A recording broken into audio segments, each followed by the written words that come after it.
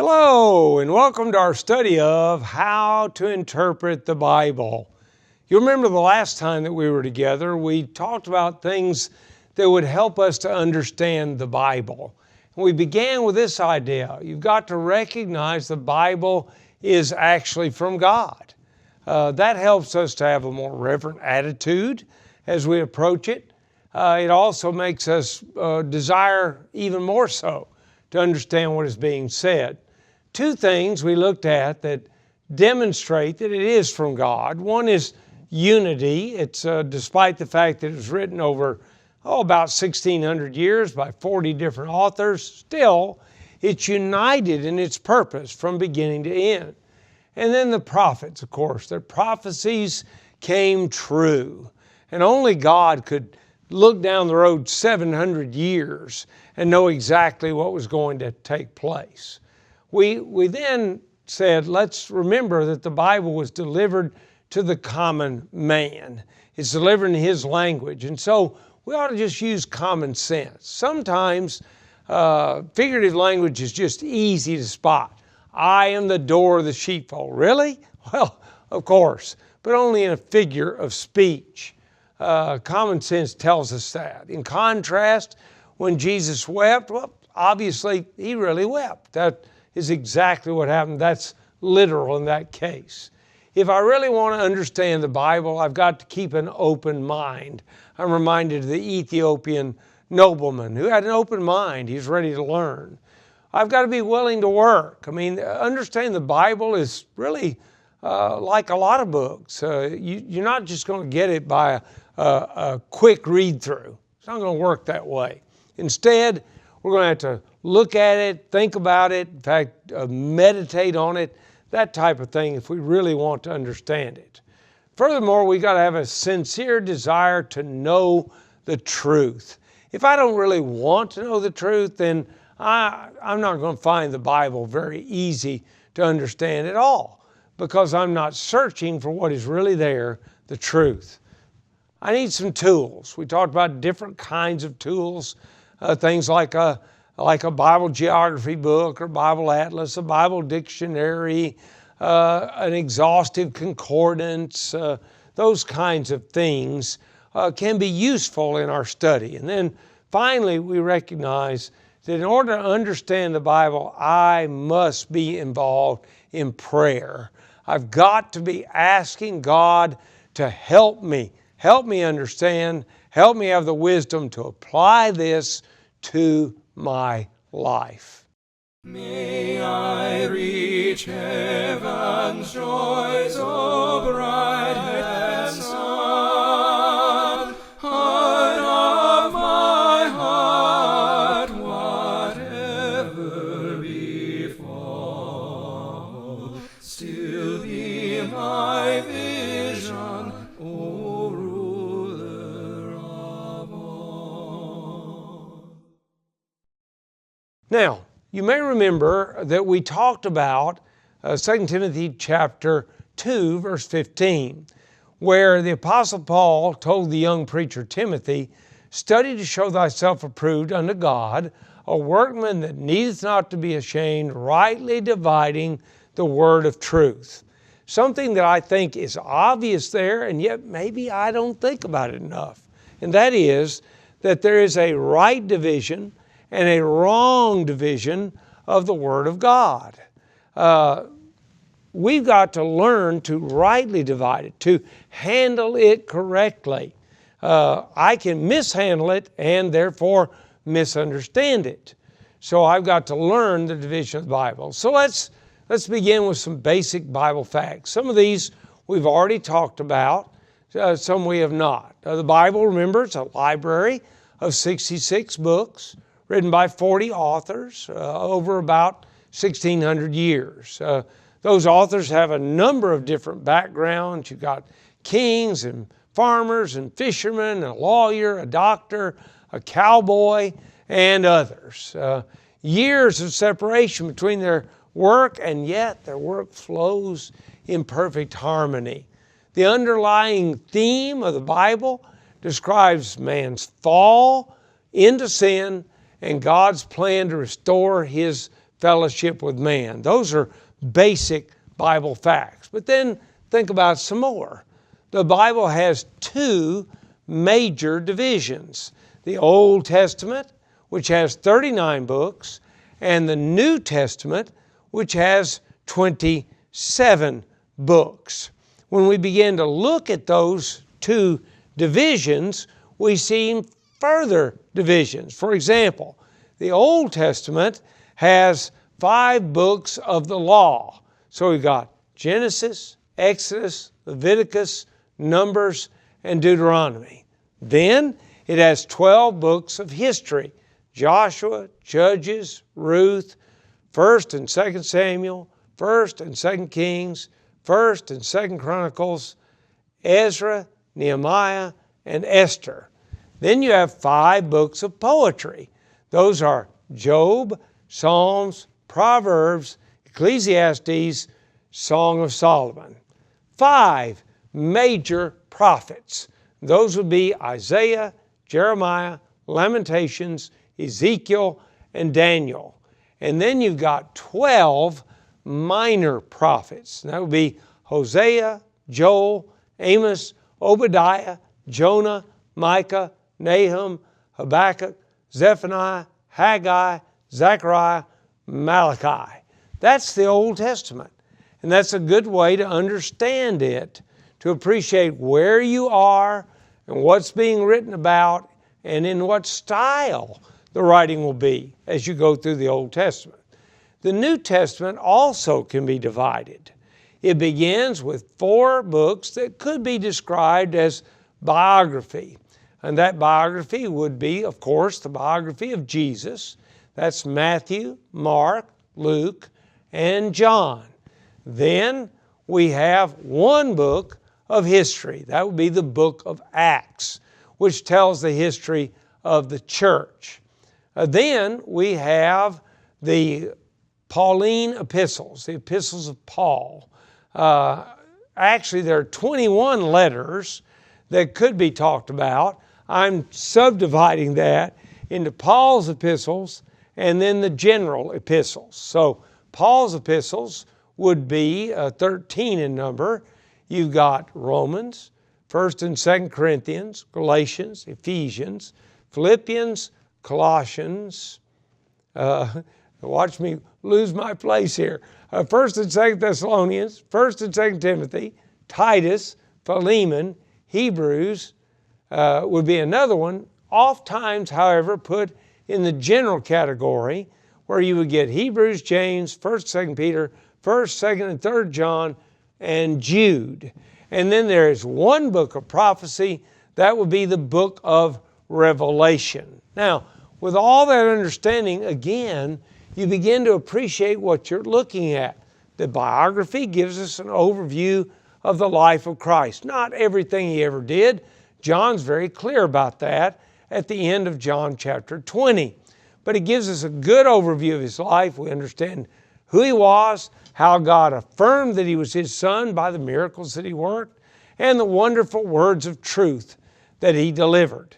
The book of Acts gives us the beginning of the church and all the various things that were included in those early days in the development of the church.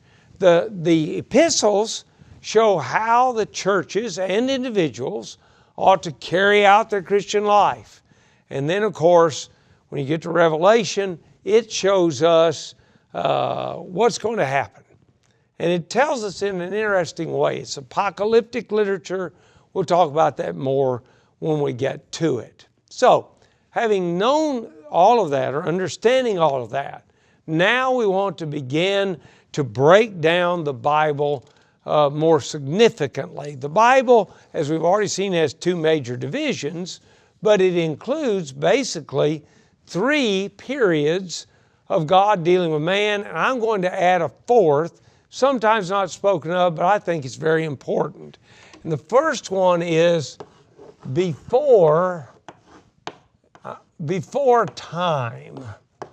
Or if you prefer, you could say before the world began.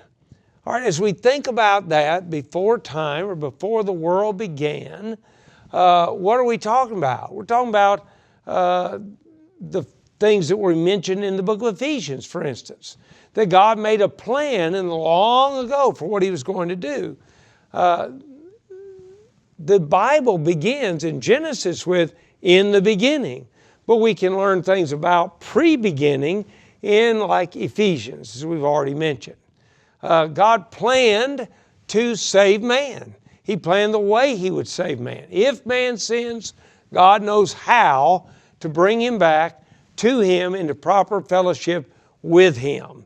Man would have the right to choose to either do or not do God's will. God anticipated that he might, or maybe he even knew he would, violate his will, thus sin, thus be separated from God, and he planned and prepared if man should fall. I want us to look at a couple of passages that help us with that. Look at 1 Peter, for example. The Apostle Peter in 1 Peter chapter 1, beginning at verse 18, writes in this way, knowing that you are not redeemed with corruptible things like silver or gold from your aimless conduct received by tradition from your fathers, but with the precious blood of Christ, as a lamb without blemish and without spot. He indeed was foreordained before the foundation of the world, but was manifest in these last times to and for you. We've already looked at Ephesians chapter 1. It would go along with that, verses 3 and 4, and also verse 10. So we have before time. But then after before time, we can go into creation. And I realize that may be, in many of your minds, an addition. But here's why I bring it in. Because in the creation, we have the formation of the world, and we have the formation of the plants and the animals. We have the formation of the garden, and of course, the creation of man and the forming of woman. All of that is included. Man is made in the image of God, according to Genesis chapter 1, verse 26. God made a special garden for man to live in. He placed man in that garden. Notice, God didn't put man there to just sit back in a recliner and let everything happen. No, he had a job. His job was to dress and to keep the garden. God only had one law, at least as far as I can tell. And that law was, you shall not eat of the fruit of the tree of the knowledge of good and evil. For in the day that you eat of it, you will surely die. That's in Genesis chapter 2, verses 16 and 17. Notice again, man had the freedom of choice. He could choose either to or not to obey God. Woman was created as a helper suitable to man. You pick that up, Genesis chapter 2, verse 18. It really goes all the way to the end of the chapter. We learn in that creation that Adam says, it's now bone of my bones and flesh of my flesh. She should be called woman because she was taken out of man. And then we learn that a man should leave father and mother, cleave to his wife, and they two should become one flesh. So thus we have the creation. Then we come to the fall, yet another addition to the three periods of God's dealing with man, but very, very important to see that. Satan became the father of lies. How did he become the father of lies? That's the way Jesus, by the way, described him in the book of John, chapter 8, verse 44. Well, I'll tell you how he became the father of lies. Because he lied to the woman. He said, as God said, you shall not eat of all the trees of the garden. Of course, she immediately said, no, there's just one tree that we can't eat from. And the day that we eat thereof, we will die. And by the way, she said, we can't even touch it. I wonder if Adam added that. That's not recorded in Genesis 2. It's only said by the woman in Genesis 3. But at any rate, the devil then said, you shall not surely die. And that lie was a partial truth because they did go on living physically, but they died. Death was now in their future. It would be the real thing. And in point of fact, they should have died then a sudden, violent death. That's what God said in Genesis chapter 2, verse 17 and 18. That's what he said, verse 16 and 17, excuse me. That's what he said. Man didn't die. Why not? Well, we'll talk about that as we go on in our study. He aroused her desire. How did he do that? Well, it was pleasant to the eyes. That was the way he got that involved. In addition to that, he appealed to her flesh. He was good for food. And then he took advantage of her pride because he said, this will make you wise. You'll be like God. That was the way the devil did it. And that's exactly how he does it today. Look at 1 John 2, 15 through 17, where John warns us not to love the world or the things that are in the world. And the things of the world are the lust of the flesh, lust of the eyes, pride of life. That's exactly what the devil used with the woman, and that led to her fall. She ate, and she gave to her husband to eat with her. So apparently, he was right there, right present at that moment. So man now, having enjoyed the garden, now he's in trouble because he's supposed to die. Dying you shall die. Face a sudden, violent, punishing death. And yet, he didn't die. And we might ask the question, well, why not? Does God lie? Does God change his mind? No. The answer is found in Genesis chapter 3, verse 16, or 15, excuse me. Genesis chapter 3, verse 15. And here we learn God's plan. And what do we learn? Listen to what it has to say. God is speaking there to the serpent. And here's what he says. And I'll put enmity between you and the woman, and between your seed and her seed. He shall bruise your head, and you shall bruise his heel. Well, Jesus did suffer on the cross. He suffered pain, like a heel bruise, but it was only temporary.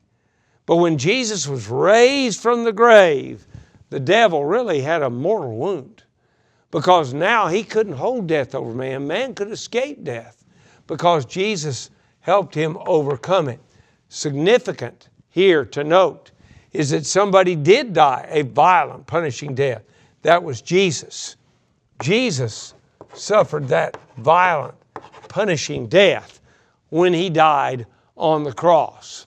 So we have there the fall and the introduction, as it were, of God's plan. Now, from there, we go to what we often call the patriarchal age.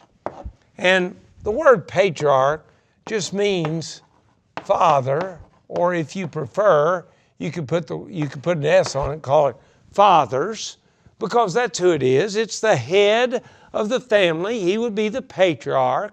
He would be the one who would direct his family in the doing of God's will. Now, we've got examples of that. Let's look to Genesis chapter 6, because there we have an example. The example is the case of a man by the name of Noah. The earth was full of wickedness. Let's pick that up, particularly verse 5 of Genesis chapter 6. And here's what we see. Then the Lord saw that the wickedness of man was great in the earth, and that every intent of the thoughts of his heart was only evil continually. And the Lord was sorry that he had made the earth, and he was grieved, or made man on the earth, and he was grieved in his heart. So the Lord said, I'll destroy man, whom I've created from the face of the earth, both man and beast, creeping thing and birds of the air, for I am sorry that I have made them. And now watch this. But Noah found grace in the eyes of the Lord. All right, so God begins to deal with this father, this fellow by the name of Noah. And listen to what he tells him, beginning verse 13. Verse 9. This is the genealogy of Noah. Noah was a just man, perfect in his generations. Noah walked with God. Noah begot 3 sons, Shem, Ham, and Japheth. The earth was corrupt before God. The earth was filled with violence. So God looked upon the earth, and indeed it was corrupt, for all flesh had corrupted their way on the earth. And God said to Noah, now watch, the end of all flesh has come before me, for the earth is filled with violence through them. And behold, I'll destroy them with the earth. Make yourself an ark of gopher wood. Make rooms in the ark. Cover it inside and outside with pitch. And this is how you shall make it. The length of the ark shall be 300 cubits. Its width 50 cubits. Its height 30 cubits. You shall make a window for the ark, and you shall finish it to a cubit from above, and set the door of the ark in its side. You shall make it with lower, second, and third decks. All right. So God is now speaking to the patriarch, the father, Noah. He's telling him what you got to do. You got to build an ark. Noah did just what God commanded him. If you go on down in verse 22 of that same 6th chapter, he said, thus did Noah, according to all that God commanded him, so did he. No wonder then that the writer of Hebrews could say in Hebrews chapter 11, verse 7, by faith Noah, being warned of God of things not seen as yet, moved with fear and prepared an ark to the saving his house, by the which he condemned the world and became the heir of the righteousness which is by faith. Now you might say, how did Noah condemn the world? And the answer is, Noah condemned the world by showing you can live right. You can do what God wants you to do. And so Noah and his family entered the ark just as God told them. All flesh was destroyed except the flesh on the ark. And then finally things began to dry up. The ark rested on a mountain called Ararat. And God eventually told Noah, you can come out now. He tore off the roof of the ark so that the sun shone in. As the ground began to dry up, he and the animals went out. He offered a great sacrifice to God, and then God made a promise. And the promise that he made to him is very, very important for us because it demonstrates the way that God deals with faithful men. Verse 20 of Genesis chapter 8. Then Noah built an altar to the Lord, took of every clean animal, of every clean bird, and offered burnt offerings on the altar. And the Lord smelled a soothing aroma. Then the Lord said in his heart, I'll never again curse the ground for man's sake, although the imagination of man's heart is evil from his youth, nor will I again destroy every living thing as I have done. While the earth remains, seed time and harvest, cold and heat, winter and summer, and day and night shall not cease. Well, what did God do to demonstrate that? To explain to Noah exactly what he's going to do? He put, as you remember, a rainbow in the sky. And that rainbow is a beautiful, beautiful reminder of the everlasting covenant. So skip on down now. In verse 13 of chapter 9, I set my rainbow in the cloud, and it shall be for the sign of the covenant between me and the earth. It shall be when I bring a cloud over the earth that the rainbow shall be seen in the cloud. And I'll remember my covenant, which is between me and you and every living creature of all flesh. The waters shall never again become a flood to destroy all flesh. The rainbow shall be in the cloud, and I will look on it to remember the everlasting covenant between God and every living creature of all flesh that is in the earth. And God said to Noah, this is the sign of the covenant which I have established between me and all flesh that is on the earth. And so we have the patriarch Noah. And Noah was honored, rewarded by God because of his faithfulness. And we see that faithfulness and what a wonderful work that is done by God. He puts that rainbow in the cloud, and you know what? It's still there. When it rains, you can still see it. It's still speaking the same thing so that we can know God is going to keep his promise. The whole world will not be destroyed at one time by a flood. Now notice, he didn't say there'll never again be a flood. There are floods, but never again a flood that destroys all flesh on the entire face of the earth. So that was Noah. Another patriarch is the patriarch Abraham. When God spoke to Abram, certain blessings accompanied his obedience. So now go to Genesis chapter 12. In Genesis chapter 12, we find God's great message to Abraham. Beginning in verse 1, now the Lord had said to Abram, get out of your country and from your family and from your father's house to a land that I will show you. I will make of you a great nation. I will bless you and make your name great, and you shall be a blessing. I'll bless those who bless you, and I'll curse him who curses you. And in you all the families of the earth shall be blessed. Well, God knew that Abraham would be a great blessing, not just though spiritually he'd be a physical blessing and a spiritual blessing, because a great leader was going to come out of the seed or the descendants of Abraham. And of course, you and I know who that is. That's Jesus Christ. God knew that Abraham would be a great spiritual leader. He talks about that in Genesis chapter 18. You may remember God's about to destroy Sodom and Gomorrah. But as he prepares to do that, he makes a statement about Abraham that tells us what kind of man he was. Since Abraham shall surely become a great and mighty nation, and all the nations of the earth shall be blessed in him. For I have known him in order that he may command his children and his household after him, that they keep the way of the Lord, to do righteousness and justice, that the Lord may bring to Abraham what he has spoken to him. Abraham obeyed God even when God commanded him to do something that had to be the most difficult thing that he was ever commanded. God had said that in Isaac thy seed shall be called. He then, Isaac, is the son of promise. But in Genesis chapter 22, what does God say to Abraham? He says, offer your son, your only son. Listen to him. Genesis chapter 22, verse 2.